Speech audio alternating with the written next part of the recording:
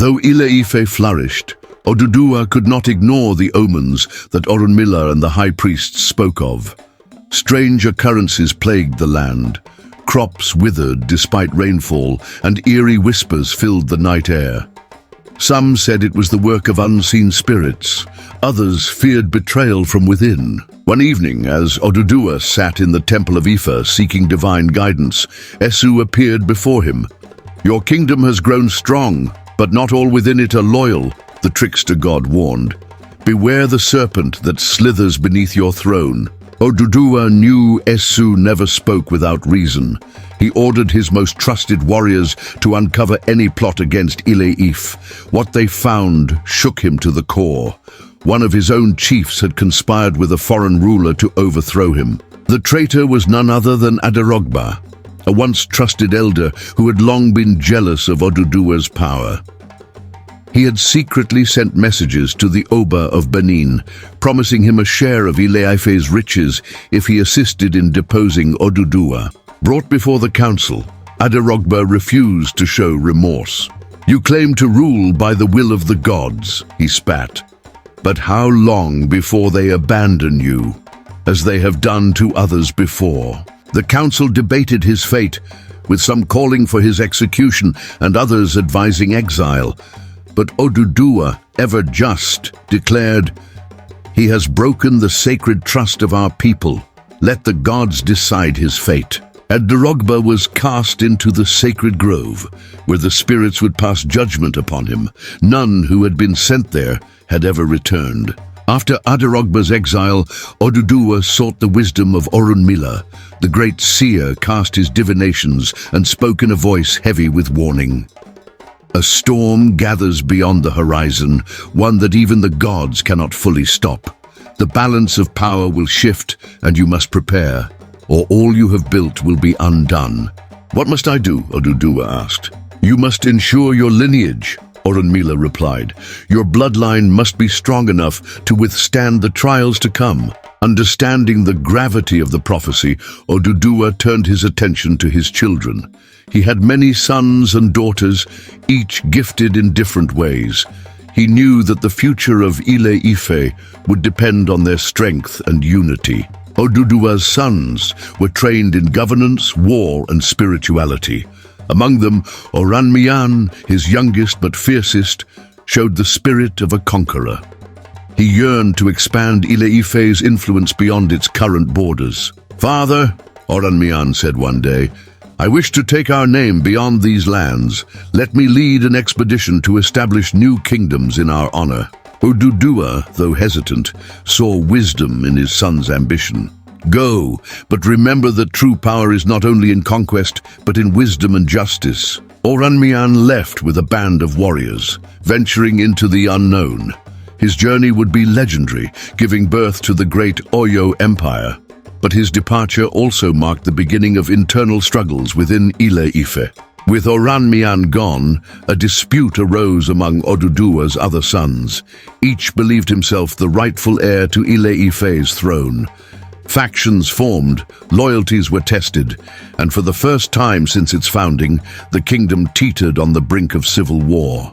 Oduduwa, weary yet determined, summoned his children and elders. "I did not build this kingdom for it to be torn apart by greed," he declared. "Ile-Ife is greater than any one ruler. It belongs to all who honor its sacred traditions." He devised a solution that would shape the Yoruba people for generations. Each prince would be given a land to rule, spreading the lineage of Oduduwa far and wide while maintaining unity through shared culture and faith. Thus the seeds of great Yoruba kingdoms, Oyo, Ife, Benin and more, were sown, ensuring Oduduwa's legacy would never fade. As the kingdoms of his sons flourished, Oduduwa knew his time in this world was nearing its end. He had accomplished what the gods had destined for him, transforming the watery void into a land of prosperity. However, there remained one final task before he could ascend to the realm of the ancestors. Summoning his chiefs and priests, he declared, "My work is done, but Ile-Ife must never falter. The wisdom of Ifa must guide you, and the bonds of our blood must remain strong." He gathered his children, ensuring they understood that the survival of their people depended on unity, wisdom, and faith in the gods. On a fateful night, as the stars shone brightly over Ile-Ife, ODUDUWA entered the sacred grove. Witnesses say he walked into the mist and vanished, taken by the gods to his rightful place among them. His spirit would forever watch over the Yoruba people, ensuring their greatness endured. With ODUDUWA's departure, his sons and grandsons found themselves at a crossroads. Though he had decreed that each prince would rule his own land, the question remained, who would sit upon Ile-Ife's throne? Oranmiyan, having returned from his conquests, laid claim to his father's seat, but he faced resistance from other powerful figures, including his uncles and elders who had governed in ODUDUWA's absence. The city, once united under one divine ruler, was now torn between competing visions of leadership. For years, debates raged, and at times, violence erupted between factions. Blood was spilled on the sacred soil of Ile-Ife, and the gods themselves seemed to mourn the disunity among their chosen people. As the conflict grew unbearable, the priests of Ife sought guidance from Orunmila. In a sacred divination, the oracle spoke, "Let Oranmiyan take his father's throne, but his destiny lies beyond Ile-Ife. He shall rule, but not forever. A new lineage shall rise to continue ODUDUWA's vision." The prophecy was met with mixed emotions, but the will of the gods could not be denied. Oranmiyan was crowned king, yet he knew his fate would lead him beyond his father's city. Thus he ruled with a mindset on expansion, securing Ile-Ife's foundations before setting off on new conquests. With the blessing of the elders, Oranmiyan left Ile-Ife to establish a new kingdom to the north. After years of travel and battles, he founded the city of Oyo, which would one day become one of the greatest Yoruba empires. Oranmiyan's warriors carved out a domain of power and influence, uniting smaller clans under one banner. He introduced sophisticated military strategies and governance structures that would shape the region for centuries to come. Yet despite his success, his heart remained tied to Ile-Ife, and he never forgot the home of his ancestors. With Oranmiyan gone, Ile-Ife needed a ruler. Rather than appoint another warrior king, the high priest declared that henceforth the city would be governed by a divine ruler chosen through sacred rituals, the Uni of Ife. The Uni would be the spiritual head of the Yoruba people, ensuring the gods' favor upon the land.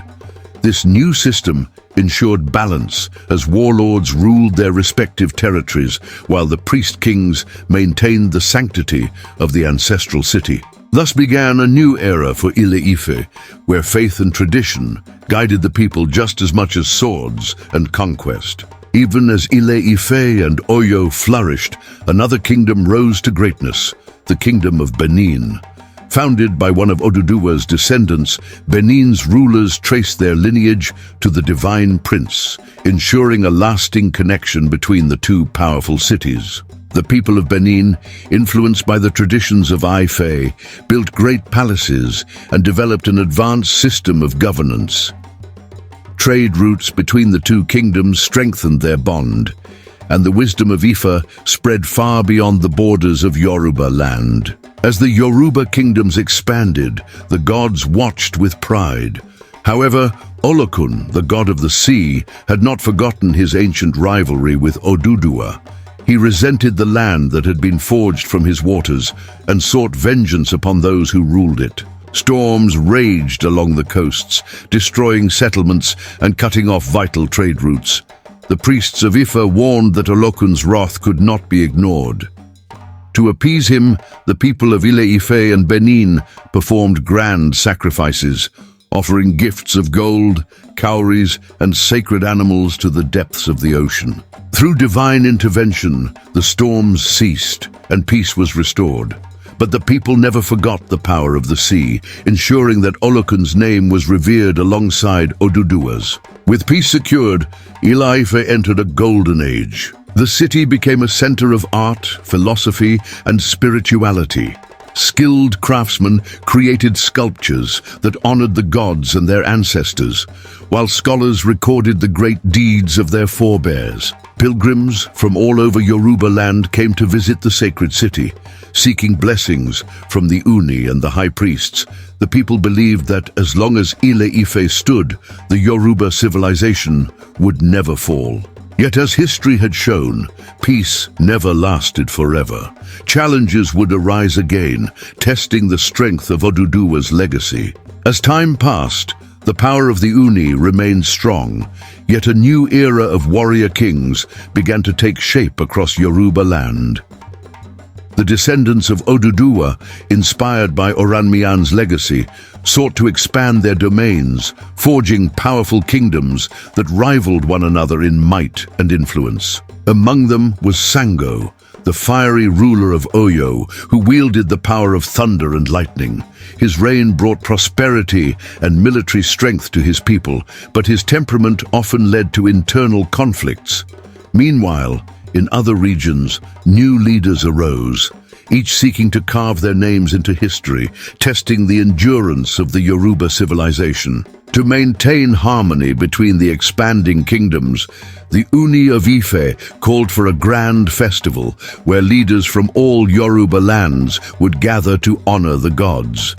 This event, known as the Festival of Orunmila, became a sacred tradition, reinforcing the unity of ODUDUWA's descendants and ensuring that Ile-Ife remained the spiritual heart of the Yoruba people. At the festival, sacrifices were offered to the deities, and warriors swore oaths of brotherhood. For a time, peace prevailed, but shadows of future conflicts lingered as ambitions clashed beneath the surface. As the influence of warrior kings grew, the sacred priesthood of Ile-Ife found its authority challenged. Some rulers resented the power of the Uni, believing they should govern without divine interference. Secret factions formed, and betrayals threatened to shake the foundation of the holy city. A conspiracy emerged within the priesthood as a faction sought to place their own candidate upon the throne. The discovery of this treachery led to a dramatic purge, with disloyal priests exiled or executed. The Uni's rule was preserved, but the cracks in the unity of the Yoruba world had begun to widen. Beyond the great cities of Ife and Oyo, other Yoruba regions flourished. The Ekiti and Ijebu peoples established their own formidable states, blending traditions from Ile-Ife with innovations suited to their lands. Ekiti warriors became known for their discipline and military prowess, while the Ijebu developed a strong mercantile economy, controlling vital trade routes. These regions, though loyal to their heritage, grew increasingly independent, further diversifying the Yoruba political landscape. Despite past offerings, Olokun's resentment had not faded. He sent a great flood that threatened to drown entire settlements, forcing the Yoruba to seek refuge in higher lands. The priests of Ifa once again communed with the gods, and it was revealed that only a sacrifice of great significance could calm Olokun's fury. A noble prince volunteered, offering himself to the sea in a solemn ritual. As his spirit merged with the waters, the flood receded, and Olokun's rage subsided, for now. This event reinforced the people's reverence for the divine, reminding them that their god still held dominion over the world. A great dispute arose between two rival princes of a powerful Yoruba kingdom. Twin brothers, born under an ominous sign, each claimed the right to rule after their father's passing. Their conflict escalated into war, dividing the kingdom in half. For years, battles raged, with neither side gaining a decisive victory. In desperation, the high priest called upon Orunmila, who declared that only one prince could rule, while the other must take his followers and establish a new kingdom elsewhere.